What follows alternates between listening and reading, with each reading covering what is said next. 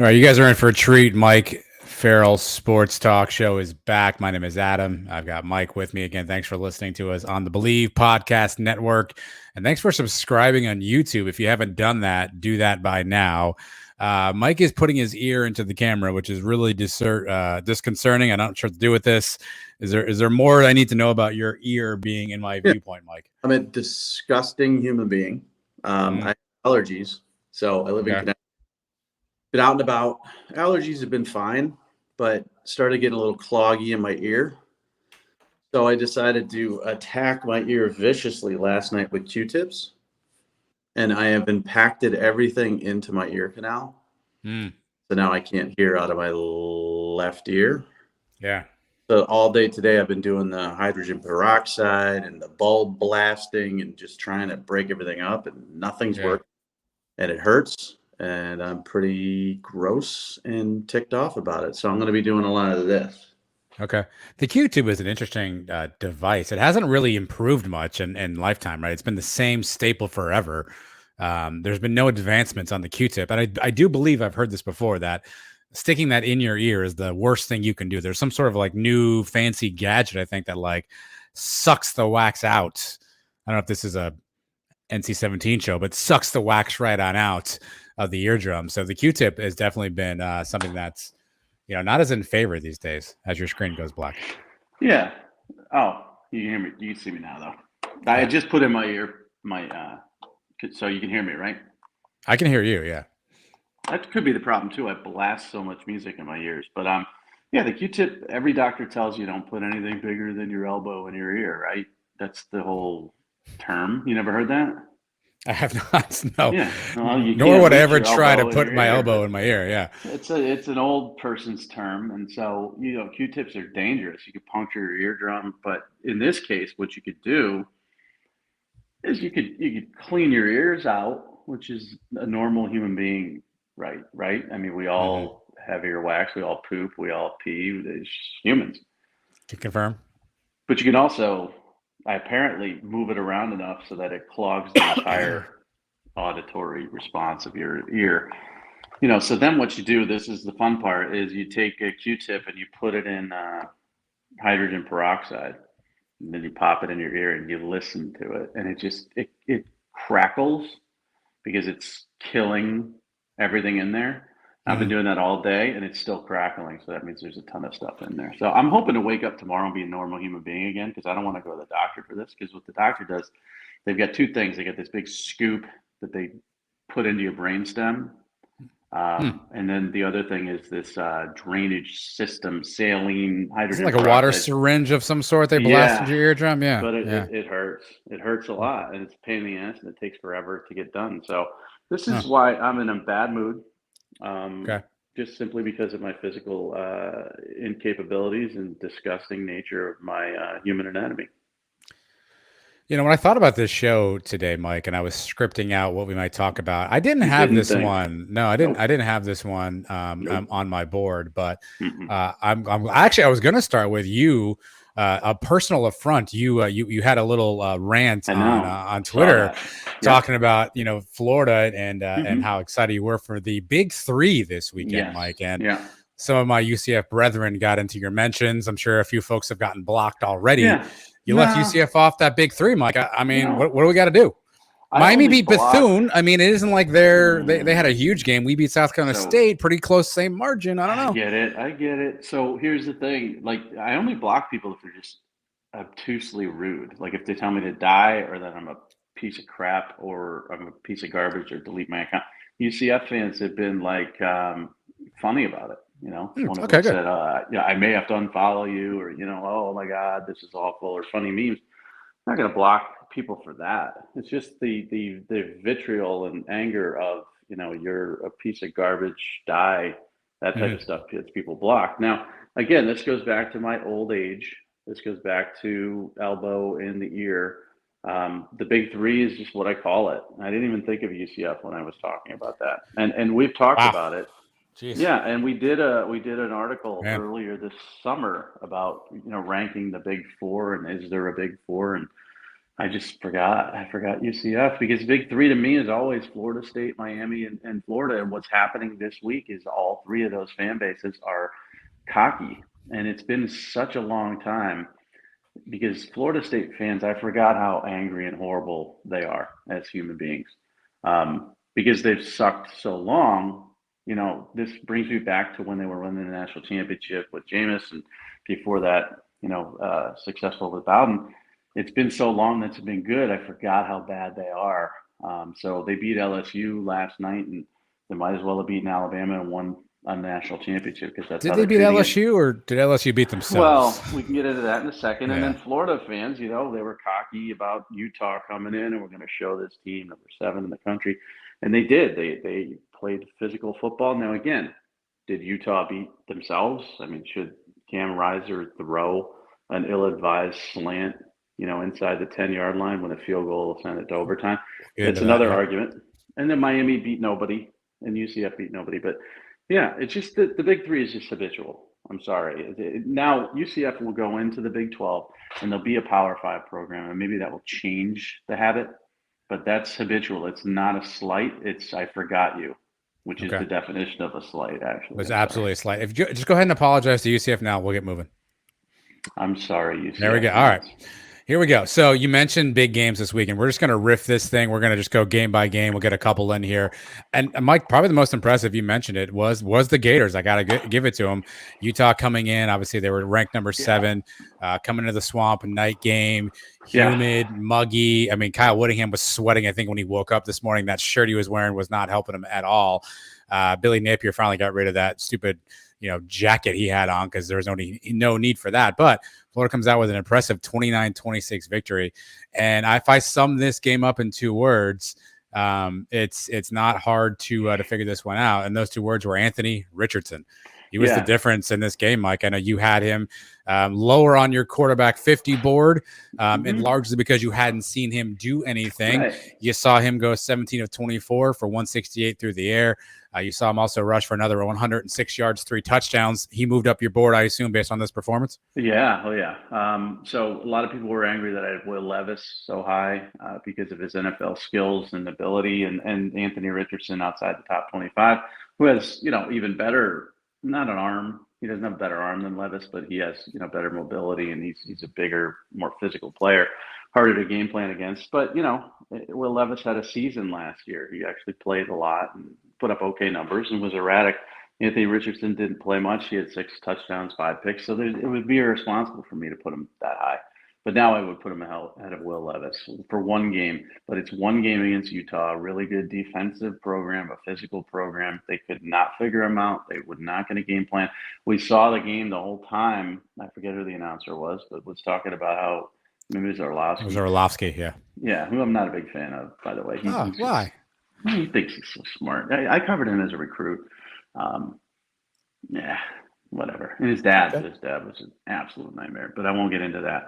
But he thinks he's smarter than the rest of the world, but he is a smart football guy. I mean, everybody could say, oh, he was a 16-year backup and he ran out of the back of the end zone. That's what he's famous for. But you know what? He made a lot of money as a third-string quarterback in the NFL, and guess who can't do that? Me. So I respect him as a football mind, and he was talking about Richardson going to pull it, and could have at any time and probably walked into the end zone, and it didn't have to, but his zone readability was excellent. He just looked great. Billy Napier is my spirit animal because I am that guy who wears a hoodie in the summer.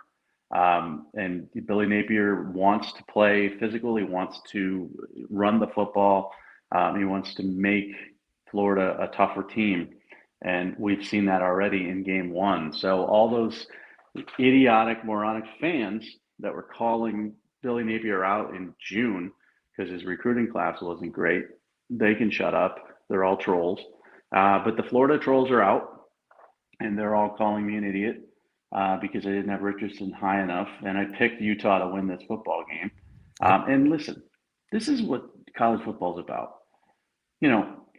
Rising throws a touchdown pass, Florida loses, Utah covers, and Napier's 0-1, and he's facing some criticism.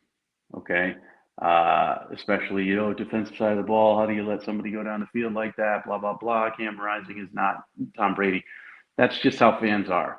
Now, he throws a bad interception, his tight end falls down, they win the game, and now Billy Napier is the god. So when I tweeted out that said Billy Napier, I'm not sure if he's a great fit for Florida, the reason I tweeted that a long time ago and the reasoning behind that is the fan base is so impatient that they were impatient with Dan Mullen, who went to the SEC title game in 2020, and they wanted him gone after 6 games in 2021. If Billy Napier falls on hard times, then they're going to want him gone too. But right now he's 1-0. He's the best coach to ever live since Urban Meyer, and Florida fans are happy. Yeah, I mean, listen, I was not thinking Florida was going to, win this one, but it got interesting late. I mean, I think that goal line stand the Gators had after, Utah gets onto the one and that huge goal line stand, that was a momentum changer, in my opinion. I think Utah was starting to get methodical on the running game. You were seeing them gash them out of the third quarter. They were getting 5, 6, 7 yards. And, Florida makes that stop on the goal line. And you just felt like a momentum swing from that standpoint. And it felt like whoever was calling the plays, if it was Billy Napier, if it was offensive coordinator, I don't really know. But whoever's calling plays seems like they just had the perfect play. And that perfect play typically was Anthony Richardson making some sort of a zone read and getting moving. I think that, to me, that was a turning point when Florida had that stop at the goal line. And the funny thing about it was, the end kept crashing. I thought that they were using sort of a little bit of a fake here. Okay, so let's keep the end off and run the zone read and hand it off every time. But the end was crashing. They were still successful with it, and he could have pulled it any time and scored. And I don't think he's great at the zone read yet, but he's getting better. I don't think he's a great passer yet, but he's getting better. He's a 6'4", 230-pound, insanely gifted athlete that is a combination of Cam Newton and Terrell Pryor physically, and that's a great combination because Cam Newton, obviously we know what he did. He wasn't a very accurate passer, but won a national championship, number 1 overall pick. Terrell Pryor could have won a national championship perhaps if he didn't get in trouble with Tattoo-Gate, and didn't pan out at the quarterback, but turned out to be a really good wide receiver in the NFL. And Richardson just has that level of athleticism. So that's what he reminds me of. If I'm game planning against them, I'm scared. It's not fun. That doesn't mean they're going to be better than Georgia. Georgia looked amazing, and we can segue into that. But Kentucky, I had Kentucky number 2. Some people had Tennessee number 3. Those 2 teams should be worried. Let's talk about that final drive. You mentioned Cam Rising. He has a huge run, a 29-yard run that sets him up 1st and 10 on the 19. Then they throw an inexplicable 4-yard pass. I don't know if that was the only safe read he had. I don't. That was interesting to me. They throw a 4-yarder, then a 9-yarder, right? And then there's the goal line, the goal line interception by Bernie. To me, Rising stared down that tight end the entire time. I mean, Bernie just sat in his zone, waited for a second, waited for a tick, saw the throw, and made a great play. Yeah, the tight end falls down. Even if he stands up, I still think Bernie gets a hand on that ball, maybe even intercepts it. And for all, Cam Rising did well. I thought that last play was just ill-advised. I think they still had bullets in the gun, if you will, quote unquote, on that one. Felt like that was just a tough play call right then and there. They still had time on the clock. That was a surprising decision. I haven't seen Rising play a ton. He had these moments where you're like, man, this kid's really good. But then he had a couple where you're like, man, he missed Vele on a really easy throw to the outside earlier in that quarter. Just seemed like there were pockets where he needed to make one play and he was off a little bit. And obviously it cost him in the end. Yeah, he's not a great passer. I mean, he's a good dual threat quarterback, good college level prospect. He should have been picked by Ventrell Miller on that drive too. Yes. So he made a couple of mistakes. I thought they were going to go to Kuthi because he was just unstoppable the whole time. They sort of used him as a decoy down there. But yeah, I mean, it's not a great play to call an inside slant. I mean, Pete Carroll will tell you that till the day he dies, probably, I would hope. And it's just not ideal. But, listen, hindsight's 2020. Florida, they had numerous opportunities defensively to make stops and plays on that last drive. They did it, and they get out of here with a victory. So Cam Rising also has either the smallest head or the biggest helmet I've ever seen. Did you see my Spaceballs tweet? Genius. I did. Yeah. Genius. I mean, I kept figuring, I'm like, what is wrong with this? What does this guy look like? Who does he look like? What's going on here? And it was Rick Moranis without the mustache. He's an okay quarterback, but he's not there to win football games. You're not a Utah team that's supposed to be down and having to drive, with under 2 minutes. You're supposed to control the football game, out punch everybody, be more physical, and have the lead and run the clock. And they weren't able to do that. Let's stay in the state of Florida. The game Sunday night, Seminoles versus LSU Tigers. Mike, I'm going to give you only 3 words. You get 3 words to describe this game to the audience. You can only pick 3. What are the 3 words? It could be a sentence, it could be 3 individual words. You get 3 words to describe this thing on Sunday night. I'll go 3 individual words. Amazing, epic, lucky. Those are the 3. Interesting. And lucky is both ends. It's not Florida State being lucky that they blocked the extra point. It's LSU being lucky that they were even in this game, having muffed two punts. The fact that Florida State fumbled going in, the fact that, Greg McElroy, who's very smart and was correct, was like, let him score. It's just I guess that could be a word, unfathomable, the way this played out, because, they muffed the second punt. Let them score, go down 2 touchdowns, then hopefully you score an onside kick, blah, blah, blah. They don't do that, and Florida State decides to run a pitch play on the 1-yard line, which is similar to a slant. Yet Utah, just dumb. And then, LSU goes down the field and without their best player really being in the game. I mean, Kayshon Boutte his head was elsewhere. He dropped 2 passes. He was not an impact guy whatsoever. And they go down there and score, and then they get the extra point blocked. I don't think we're going to see a better football game than that.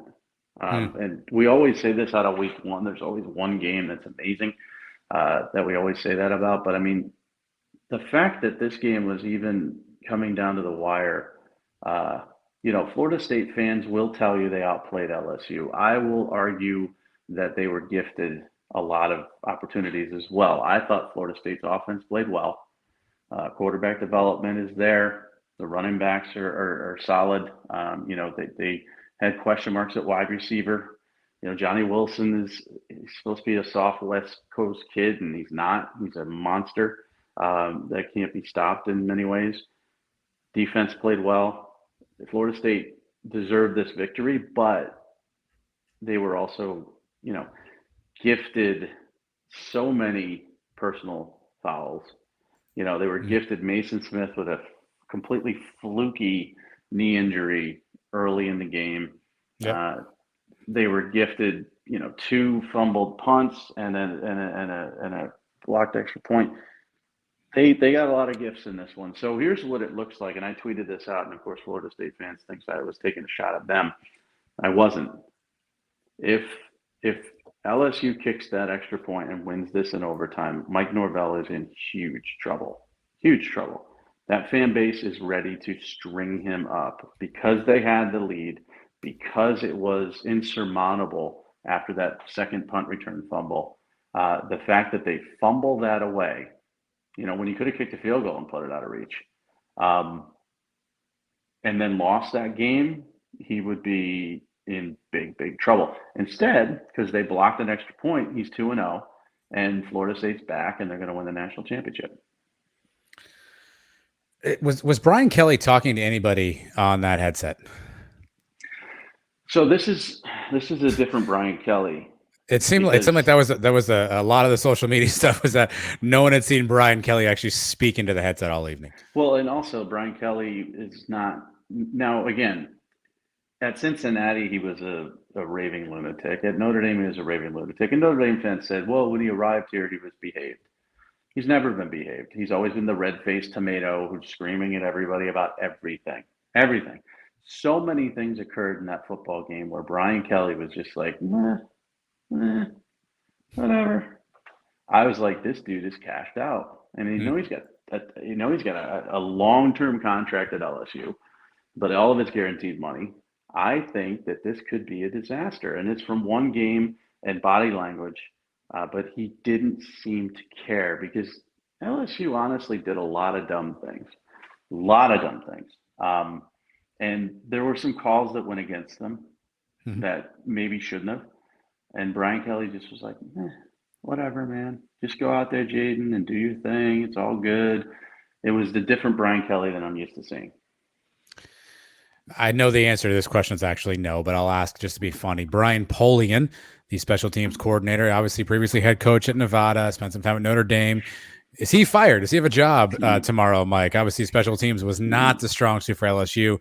That punt, I think you or I could have blocked that field goal just based on the way sort of the left end let that guy through on Florida State. And is Brian Polian employed tomorrow? Yeah, he is, and he's been around forever. I mean, he's a good guy, good coach. Obviously, has good bloodlines. Bill, yep, his father, Bill, he did pretty good. And he's been around Brian Kelly for a very long time. So, this isn't Brian Kelly going to say, oh, you're gone. This is a guy who does also a tremendous job recruiting. But yeah, I mean, okay. So 2 muffed fair catch punts. I don't know if you can blame that on the coach. I mean, that's just lack of concentration from a kid who was clearly nervous. The extra point, just awful. But in the whole scheme of things, I mean, there were a couple of really bad punts. I mean, special teams was horrendous. And without those special teams issues, I believe, Florida State fans say, well, we should have beat them by 10. LSU should have won this football game by 10. Without these constant mistakes, and without, Ali Gay deciding that he wanted to destroy I don't like targeting, but that should have been 3 targets. Right? When they actually like show targeting clips to referees in the offseason, that should be the video they show. That is targeting. Some of the other nonsense they show, it to your point, is absolutely a waste of our times. That is the clinical definition of what targeting is. Defenseless crown launch. Yes. The excessive. It was clearly excessive too, right? DCL of targeting. It's so many mistakes. And again, I keep talking about Mason Smith. He's a big part of their defense. I mean, this is a guy who was at one point the number 1 player in the country coming out of high school, just supposed to be the breakout star of the year. And he's jogging to celebrate a tackle with a teammate, and his knee just explodes. I'm like, this is just all bad luck. Polian's got a job. LSU looked awful in so many facets of the game. And I even tweeted it as such, because when something becomes so objectionable to my eyes, I have to hit Twitter. I have to say something. It was just a really horrible performance, from not targeting Boutte early, to his emotional breakdowns on the sidelines, to dropping 2 passes and Jaden Daniels trying to talk him down, to Brian Kelly not seeming to care, to special teams issues, to bad penalties. Offensive line play was bad. Everything about this was bad, and they still almost won the game. So if you're Florida State, this is great. You're 2-0, you're back. I love it. You didn't beat Alabama. You beat a bad LSU team, and I think we're going to see that we've got a bad LSU team on our hands, and we kind of knew this. I mean, Brian Kelly wasn't inheriting the 2019 Joe Burrow team. He's inheriting the 2021 team that wasn't very good. He lost a lot of guys to the portal, and he brought a ton. I mean, he was one of the most active guys in the portal. So a lot of these are new players, and they're just they got a lot of problems though. You mentioned Kayshon Boutte after the game. He scrubbed anything LSU related from his social media. I saw a tweet earlier tonight saying that was just done because rabid fans are going to come after him and yell and scream, yada, yada, yada.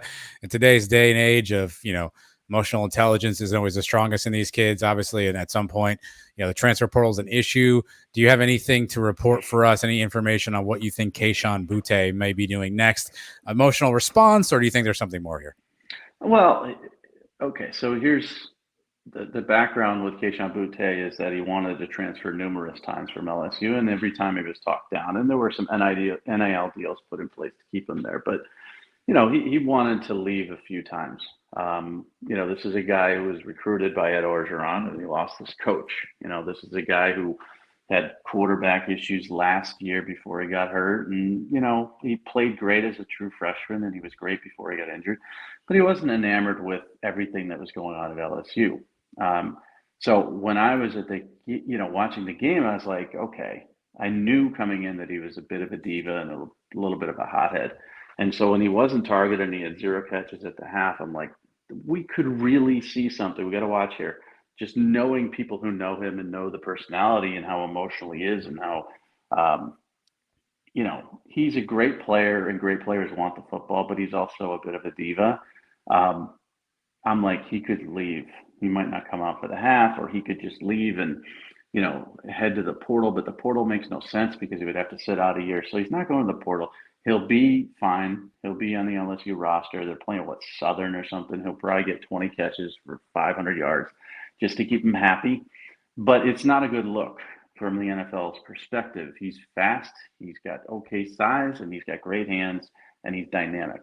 But it's not a great look for the NFL. But I will tell this in his defense, every year fans become more and more emboldened. Fans become very, very outrageously, overly upset about everything. And they have no repercussions to what they say. So you can go on social media and you can tell him to kill himself or die or whatever you want to say, and there's really no repercussions. You can report them to the social media people, and they can, delete those people's accounts, but there's no way to keep up with it all. I got death threats on social media. I tried to pursue it from a criminal aspect just once, just to see what would happen. And I knew the person's name, I knew their address, I knew who they were, I knew their parents, I knew everybody.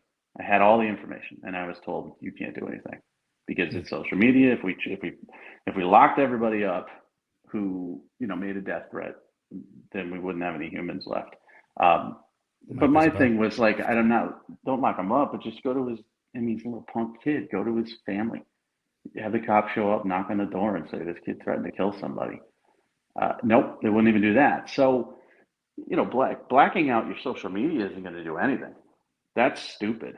That just says you don't want to be part of LSU and you're not proud of being an LSU Tiger. And I get, if you're getting that vitriol, you're not going to be.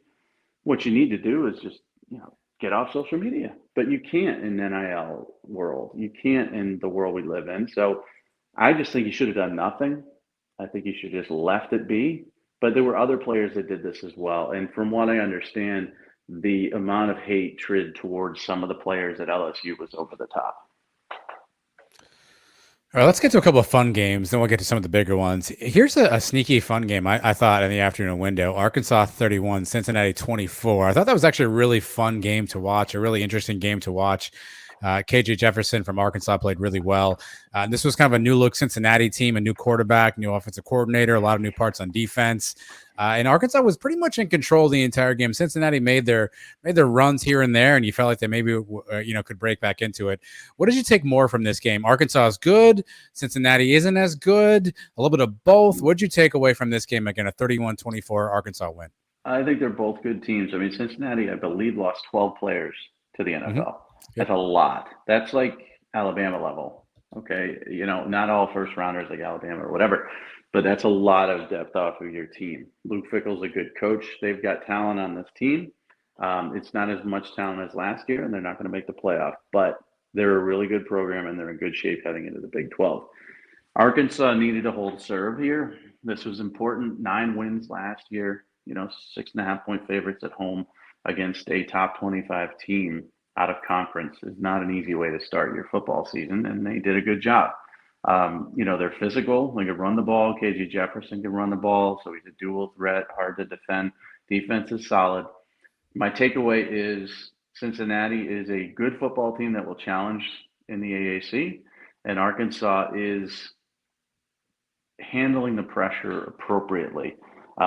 In the SEC West, you can go from 9 wins to 7 to 6 to 4 real fast. And you can go from 9 to 5, real fast. And it doesn't look like they're going to be that team. So I like Sam Pittman. He's fun to root for. He's a fat guy like me. He's an everyman, always been a nice guy. You want guys like that to win. So I thought it was pretty cool for him to do what he's done. That 2020 schedule was such an unbelievable, ridiculous, slap in the face to Arkansas, the all SEC schedule. 2021 schedule was bad too. So for him to go, to this season coming off a 9-win year is very, very amazing. And I retweeted my top 5 hires, since Kirby Smart, because Kirby Smart, that's unfair to put him in there. He's the best hire over the last many years, and he's number 1. And people still argue it. Mel Tucker's up there, and Lane Kiffin's up there, and there's some others. And Fickle isn't in there, and he probably should be. But Sam Pittman, the job he's done in Arkansas is better than any job you're going to say since Matt Rule went to Baylor when they were a mess. Those are the 2 best coaching jobs in the last decade. Yeah, Cincinnati gave them all they could handle, and Arkansas responded every time, kind of held them out. So that was, I think, a nice win by Arkansas. Under the category of what am I seeing here, North Carolina 63, App State 61. It includes a 40-point fourth quarter by App State. And includes one of the worst onside kicks I've ever seen. The entire line got blown up. Then one of the worst returns I've ever seen, because while there was green grass in front of you, fall down, you win the game. Again, you get 3 adjectives to describe this one, Mike. What are the 3 adjectives to describe Carolina's 63-61 escape from App State? Fun is one. Yeah. Embarrassing Sure. is the other. And horrific would be the third, because the defenses were just horrific. I mean, Gene Chizik was brought in, to rekindle the old days of Texas with Mac Brown and fix this defense, which wasn't very good last year, and they were a disappointment overall, offensively and defensively last year. They're bad, and we saw that against Florida A&M that they're bad. Florida A&M put up 24 points against this team, and then they just got destroyed by Jackson State and couldn't do anything. And now we see App State, which is a good football team, good running backs. Chase Bryce, a solid quarterback, but to put up 60+ points and to win on a defended, 2-point attempt, and had this gone to overtime, I don't believe either team would have stopped the other. So I think it could have been 101 to 100 eventually. Well, 2-point conversion, 102 to 100. Just embarrassing, awful. UNC's 2-0. That's great, but this defense is so bad, and there's talent there. This is not talent. This is a scheme issue that's just, and Tony Grimes being hurt and other, something's wrong, and they better fix it quick. The best news for UNC fans is they can't get worse. Another fun game. I think I called this on one of our shows recently. Houston 37. And UTSA 35, a fun and entertaining game. I know Houston is, a lot of folks consider them the favorite in the AAC. They have a pretty soft schedule this year. I think you were pretty high on them. Clayton Tune coming back. The Roadrunners, Meep, gave them all they could handle, and it was a really great overtime battle. Houston comes out on top. What did you make of this one? Again, what's your takeaway from Houston squeaking away run from UTSA? Yeah, so I do that gambling show for betting pros on Saturday mornings with Thor Nystrom. And plug. There's a fun plug right there. A little plug, but also I'm doing pretty well, and I'm not usually good at gambling. So in this one, I said take the over, which isn't by any means genius, but you got Frank Harris, but the over, it was a high number. So but you got Frank Harris, Clayton Tune. You got 2 really good offenses and 2 defenses that are here and there, lost some things. This was a fun game because these are players that you're not going to hear a lot about throughout the season. Clayton Tune is my group of 5 pick to be the guy that the NFL starts to fall in love with. And Frank Harris is one of the most entertaining, most fun football players you're going to see. And, they're replacing Sincere McCormick, so their offense is a little bit different now. But fun game. Really, really good game. Houston was that team. I had a list of teams you should be scared poopless of. It hasn't panned out that well. Utah was my number 1. I forget. NC State was up there, and they looked like garbage. But Houston was on there, and I'm proud of that because they're going to be a good football team. I mean, Dana Holgorsen redshirted like the entire team 3 years ago. And it's paying off now. They got a lot of experience, and they're going to be difficult to deal with. What do you take from? I mean, we'll get to the last couple of games here in a second. What do you take of Week 1? What should fans make of their team Week 1? Right, you really don't know what to expect. You get some of these odd matchups. Some games are closer than they should be. Some games are blowouts. What's your overall impression of teams sort of Week 1 as a fan base, kind of moving out of that? Should you ride high with optimism? Always be skeptical? What's your overall thoughts on a Week 1? This year, you know nothing. We know nothing. Um, we saw as early as Thursday, you know, West Virginia blow a game against Pitt, and we saw Sean Clifford lead a fourth quarter comeback. Um, the former will probably happen more as Neil Brown outthinks himself. And if Sean Clifford leads another fourth quarter comeback this season, I'd be stunned and I would fall over. Oregon got destroyed by Georgia. They're not as bad as they looked. Georgia's not as good as they look. Georgia's really good, but not as good as that. And then you got Miami, Florida State, as I mentioned, Texas, USC, both playing really, really bad football teams, and, Oklahoma as well. You don't know what you have yet. You really don't. The only places you really know what you have, you know what you have at Iowa. Mm-hmm. You've got nepotism and just Got a 1.25 QBR. The worst offense you're ever going to see. And Mm-hmm. you've got Kirk Ferentz, who's having hallucinations on the sidelines because he said he saw a lot of good things offensively. So you know what you have at Iowa. That's nothing new. You know what you have at Wisconsin with the power running. You know what you have in a lot of different circumstances. But when it comes to the big teams, yeah, we know Alabama's great. Ohio State struggled a little bit. I think this is going to be good for them in the long run. And we know there's a huge, huge drop off after the big three top teams because, Clemson's probably the fourth team, and we'll see how they do tonight against Georgia Tech. But I have a feeling Alabama, Ohio State, and Georgia are the three teams that are going to distance themselves from the rest of the country. And update to a previous story, Nebraska and North Dakota were a touchdown away at the end of the third quarter, Mike. It was 24-17. End of the third quarter, North Dakota ended up losing that game. Nebraska wins that one. Scott Frost survives another day. All right, let's get down to the two big games. I think the games folks had circled. One was pretty much over very early, Georgia 49, Oregon 3. The Ducks just couldn't get anything going offensively. Georgia just gave them all they could handle. I think, and I haven't watched every one of his games ostensibly, Mike, but I think this is the best Stetson Bennett's looked. I mean, 368 yards passing, 2 touchdowns, only 6, incomplete passes all day long. He was rolling. The Dogs were rolling. Obviously, they lost a lot on defense, but Oregon just couldn't get it moving, and Georgia steamrolls them. You had thought that would happen. Did you think it'd be as bad as it turned out being? No. So the line itself, was up to 17.5 at one point. And again, having been a degenerate gambler for years and years and years, the understanding is if the line's too good to be true, then don't bet against it. I mean, someone in Vegas knew. I thought that line should have been closer to 12, maybe 11. But when I saw it that high, I was like, okay, I'm laying everything I got on Georgia because somebody knows something.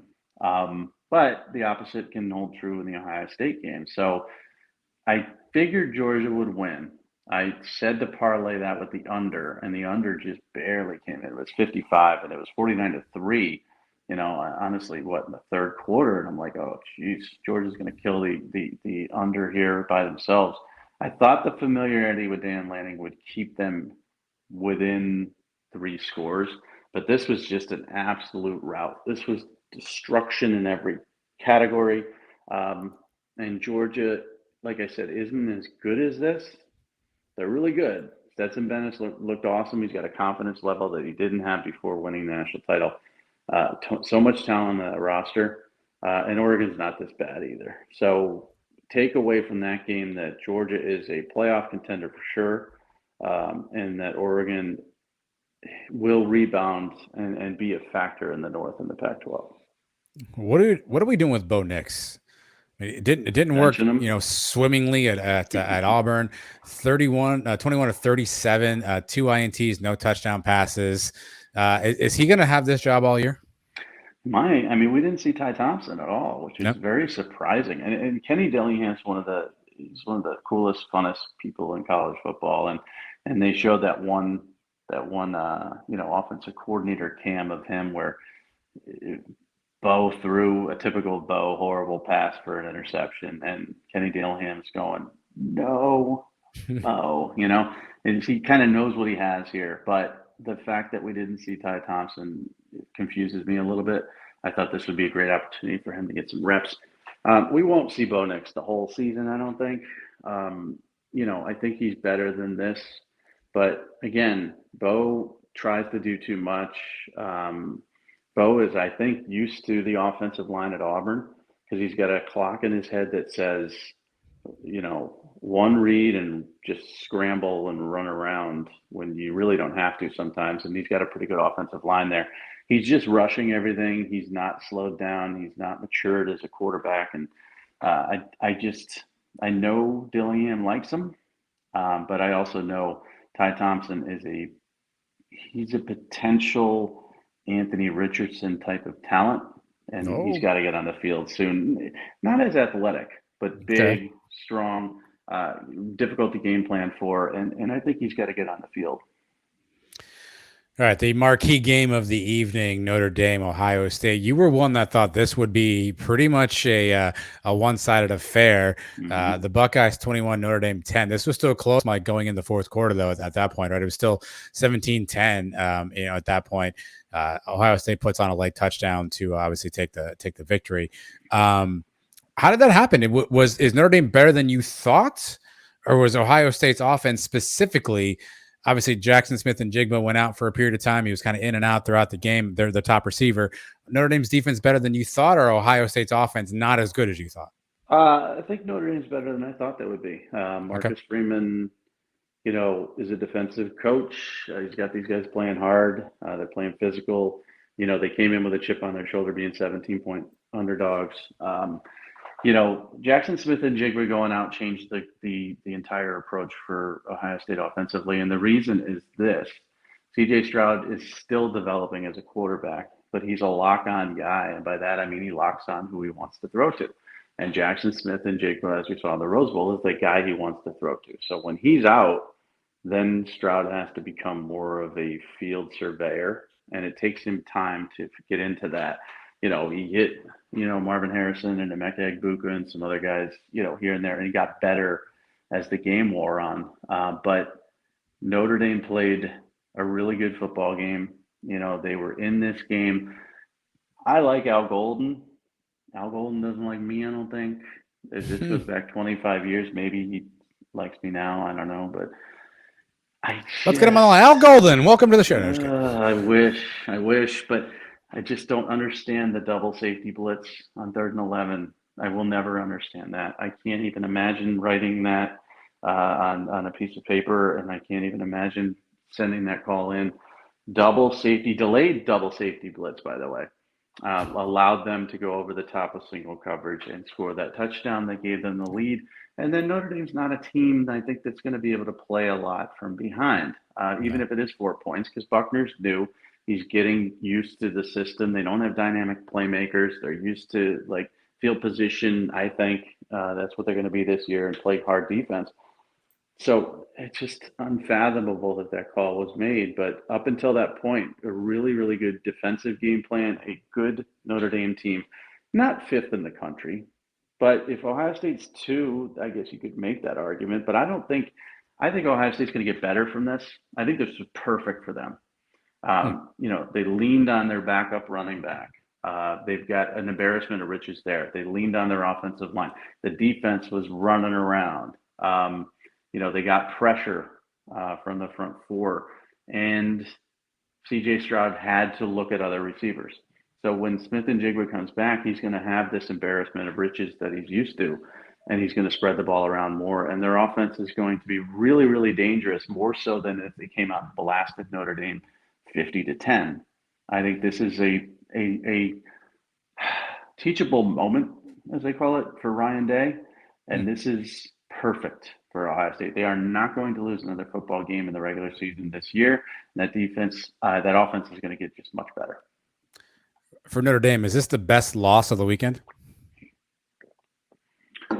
That's a good question. Yeah, I think so. I mean, you look at they're the only top 10 team to lose, right? I think. Yeah. Oregon was And 11, but yeah. and they lost in respectable fashion. And they hung in there, and there were some positive signs to take away. Um, I think they're going to build on this as well. Now, I don't think they're going to be playoff contenders. I don't think they're a top five football team. But yeah, that's a good loss because you're 17-point underdogs going into Columbus. You keep it close, and it's a one-score game for the most part. You can't ask for much more than that. All right, we did not rehearse this, Mike, so I'm putting you on the spot here. Outside of the games we've mentioned, what else is the game of the week? What's the maybe the under the radar game that you feel like was just a surprising result, game of the week, something that really kind of caught your eye? NC State. I Yeah. mean, that was disappointing. I knew they're replacing running backs, they're replacing wide receivers, but their offensive line was good, and Devin Leary is good. Their defense is supposed to be really good. They've got Parks back they didn't have last year, and they've always got a good defensive line. They got good linebackers. And they just didn't look good. ECU is a tough team. It was on the road. They can run the ball. Yep. They're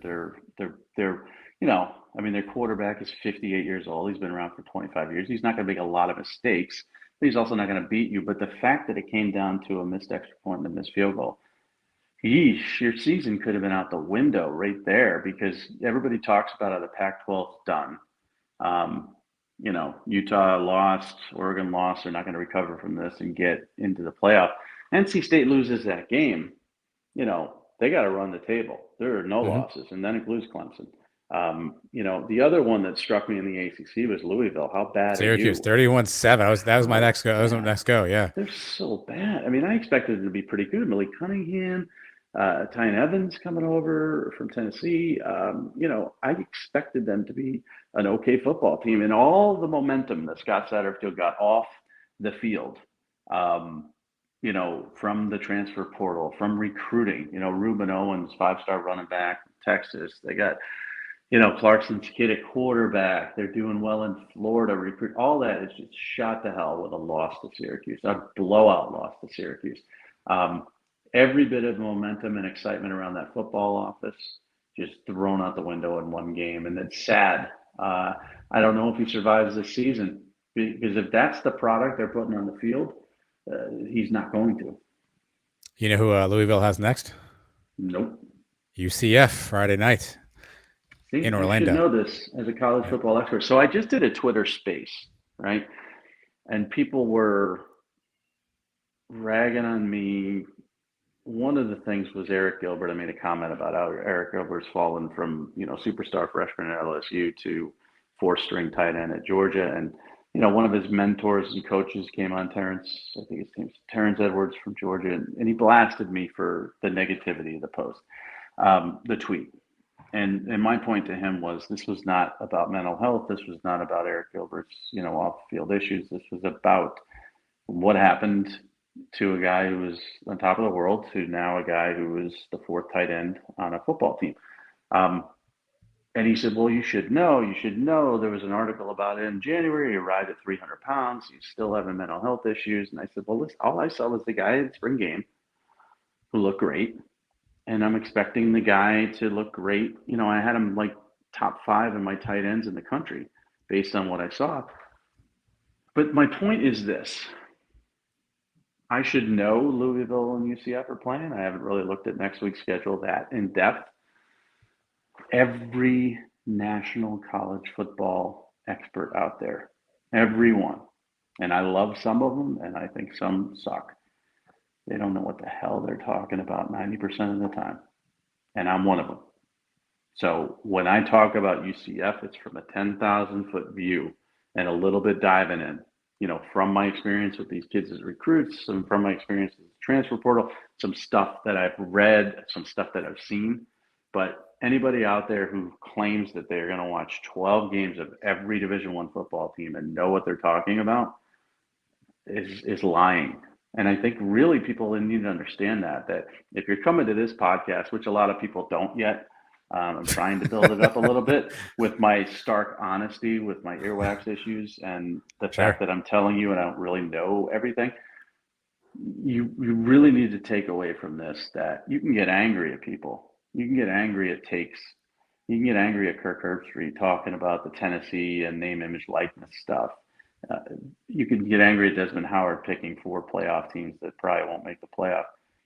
You got to understand, these guys know football, and they know Notre Dame and Ohio State, and they know Georgia and Oregon because they dive deep into that. Kirk Herbstreit doesn't know anything about name, image, likeness. He doesn't know anything about the Tennessee quarterback who's supposed to be getting $8 million. The kid's not getting $8 million. And people don't really know a lot about what they're talking about. So my explanation about Eric Gilbert was, I don't know. I don't know. And my argument was this. He said, well, you shouldn't talk about players if you don't know their story. I said, okay. So let's say I talked about Kayshon Boutte and his performance. And let's say it comes out tomorrow that Kayshon Boutte's nephew died tragically or something. I'm talking about the on-field performance. I'm not talking about what happened off-field or anything like that. Let's say I was talking about Spencer Rattler last year losing his job at Oklahoma. Well, did you know, and I'm making this up, of course, I don't know if this is true or not true, whatever, it's just made up. Did you know his dog died? No, I don't. I feel bad, but I can't take into account everybody's off-field issues, mental health or otherwise, when I'm analyzing the fact is that Eric Gilbert was the 4th tight end on the field for Georgia. Now, I'm not attacking him. I'm not even disparaging him in any way, shape, or form. It's a comment, but I got off on this riff because you mentioned who's Louisville playing at UCF. I don't know. Now I know, and I will by Thursday. But the fact that people think we're experts in everything, I'm trying to cover high school football, college football, the transfer portal, NIL, and the NFL draft. I'm going to do about 5% of that properly. UCF minus 6.5 early line, by the way, Mike, if you want to lock that in. All right. It's at UCF? It is, yeah. I would take that before it gets up to 7. Okay, go ahead. John Rush Plumlee 300 yards passing. Who knew that was going to happen? Who was your player of the week? If you have to give the player of the week mantle to one person this week, one performance that you thought was great, who's your player of the week? That's a good question. I may ask this every week, by the way, so if you want to just program this. I never research anything. I never prepare for anything. This is how I work. I have no idea what you're going to ask. I don't have any preparation whatsoever for anything. If I don't know the answer, I'm just going to make it up. But this, I have to think about. And I'm going to say Anthony Richardson. Okay. Because I'm thinking about the big games that matter, the important games. I'm going back to the Pitt West Virginia game, which I think matters.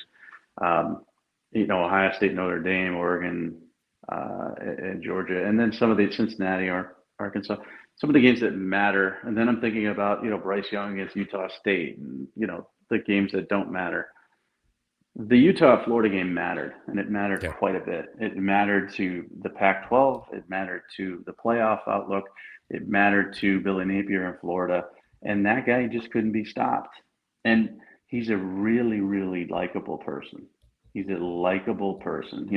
I feel bad for him because he was nicknamed AR-15, right? Because that's his number and his initials. And he had to back off that nickname that he wasn't even giving himself because of the stupid society we live in and mass shootings and all these, lunatics with guns. This is just a good kid. Now, I will say that same exact thing I said about Deshaun Watson. So this is based on what I know and experiences and talking to people. This is a really good kid. This is a kid who works hard, wants to get better, and has a chance, Bryce Young aside, CJ Stroud aside, to be the number 1 pick in the NFL draft without a doubt because his physical skills, I was trying to think of who he reminds me of in the NFL today, and I couldn't really think of anybody. Maybe I saw a lot of Cam Newton. Yeah, and he's not in the NFL today, right? I mean, I don't think. He sucks. No, I'm sure he'll be on a practice squad soon. Yeah. So, Cam Newton, Terrell Pryor came to mind as far as guys that are just freaky physical specimens and great athletes. Josh Allen comes to mind because of his ability to run the football, but he's a better passer than Richardson is, and I think Richardson's a better athlete. So I couldn't think of anybody to compare him to, which is crazy. So then I went to guys that aren't in NFL anymore, and Cam Newton came up in my head. But in the history of the NFL, the world of Anthony Richardson, the Randall Cunninghams of the world are rare. And this kid's an unbelievably rare talent, so I'm picking him. All right, last one for you. Who's the player, coach, team, whatever, that you're most concerned about after week 1?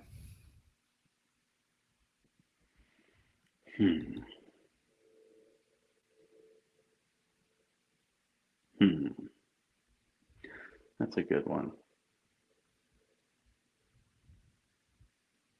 Thanks. You're welcome.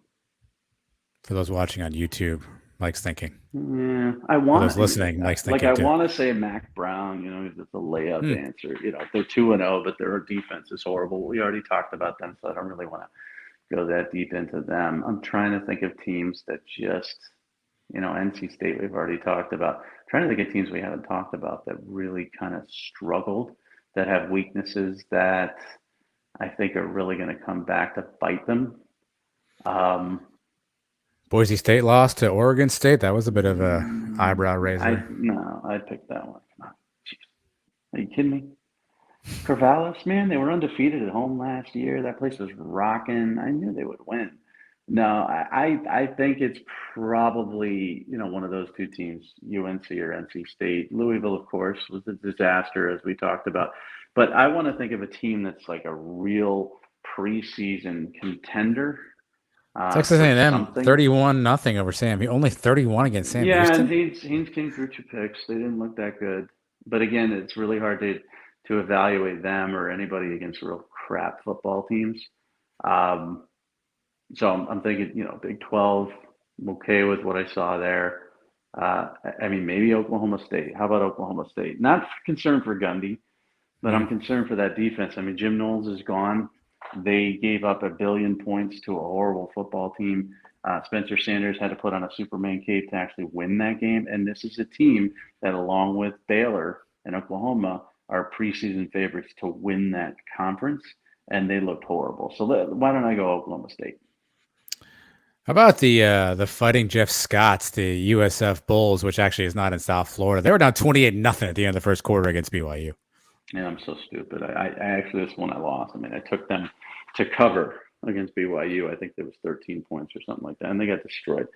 I thought Jerry Bohannon would make a little bit of a difference. I thought Scott would be a good fit down there because he's, he recruited that area for Clemson, and there's a lot of talent down there, but they're a nightmare. They're horrible. They've got some good coaches. It's just I don't think that the roster personnel has been put together for success. And BYU is not a bad football team. Jalen Hall is a very good football player, but USF, this just isn't working, unfortunately. And I like Jeff Scott as a human being, but it's pretty clear it's not working. Well, what is working, Mike, is this show is just taking off by the dozens each and every week. My God, it's the Mike Farrell Sports website is taking off. MikeFarrellSports.com now powered by some heavy hitters. Mike, tell us more about what's going on at the website. Starting to take off a little bit. It really, listen, SEO is tough. Search engine optimization is tough. Anybody who runs a website knows it's a grind. Google has to get used to you and has to know who you are, and it takes months and months for them to figure it out. We're starting to see a little bit of an uptick with the move to the Arena Group and Sports Illustrated. So that's a slow crawl grind, but content's up like crazy. We're putting up like 7-8 stories a day, and eventually people will catch on. The sponsorships are coming in, which is nice because it wasn't at first. The Booster Athletes app is one that I think players should download for sure. If you're a football player and you want even $1 from your fan base, that's it. Get this app, put up a little dance or whatever, and you can get at least $1. But if you put up real content, listen, Keishon Boutte has, the Booster Athletes app, like Devin Arcane has it, Dylan Gabriel has it, Devin Leary has it. There's a few others that have it already. And he puts up something today that nobody else has, and in support of LSU, because LSU fans aren't going to, like, he puts it out today, I'm heading to the portal, they're all going to flood him with more hatred. But if he puts it out there, says, go Tigers, ride with me, blah, blah, whatever. Go Tigers. He's going to get some, he's going to get some NIL money from some supporters and fans of his. And that offsets the negativity, because all of these morons that are telling me to go die and kill myself are all miserable, horrible human beings who have no level of success in their life and live for one stupid thing, and it's college football, and live and die with their football team because they're, probably simpletons. And I'm talking about the 5% of the fan base that is horrible. And those are the 5% that led him to scrub his social media and sort of, retreat into darkness. It's the 95%, man, that will support you till the day you die as an LSU Tiger. So, Keishawn Butte, if you're out there, if you're one of the 125 people that are going to listen to this, or maybe 1,000, I don't know, get that Booster Athletes app, get on there, put out a video, let us know what you're doing, and you get some NIL money. Go Tigers. All right. We appreciate the 95% of you who are listening to, again, if you're listening on Podcast Players Believe Network, make sure you subscribe. This will pop in your feed. If you're on the YouTube thing, go ahead and subscribe to Mike's YouTube channel. This thing will pop into your show feed every time we do one of these. I think we're on a 2-a-week cadence now. Maybe we'll see if that holds. I hope so. Here's the see thing how with that the works Friday out. thing, though, man. I mean, we did we Friday. We The did. turnaround time is it's stale by Saturday, so I pop it up. Yeah. And then the shelf life on it is less than 12 gotta hours. hustle. And then I can't retweet or promote it because it's all old news. It's me talking about how, Ohio State's going to blow out Notre Dame. And, by the time that game's over, I can't retweet that stuff. So the second one in the week is a little tougher. We're still going to do it, but it's not going to be as viewed as this gorgeous piece of jewelry. This is going to be a Marconi Award winner already. I can just feel it, Mike. But anyway, if you listen to this and you liked it, again, do that subscribe stuff, and we're bringing more stuff as the season goes on. Again, we're only 1.5. I don't even count week 0. 1.5 weeks in. A lot of time to go. There's a lot of football to talk, and we'll do so right here on the Mike Farrell Sports Show. Again, make sure you're subscribing to the show. Make sure you're bookmarking MikeFarrellSports.com for all that content there. And Mike and I will figure out a way to talk to you sometime later on this week. If not, we apologize. Mike's got to go get his ear cleaned out. So bonus content. If you get on the Patreon, you'll get some video of Mike getting his ear cleaned out. You're going to love that video. So disgusting. I'm going to go vomit. I'll see you all later. I'm a vomitous human being. Thank you. You should. Yeah.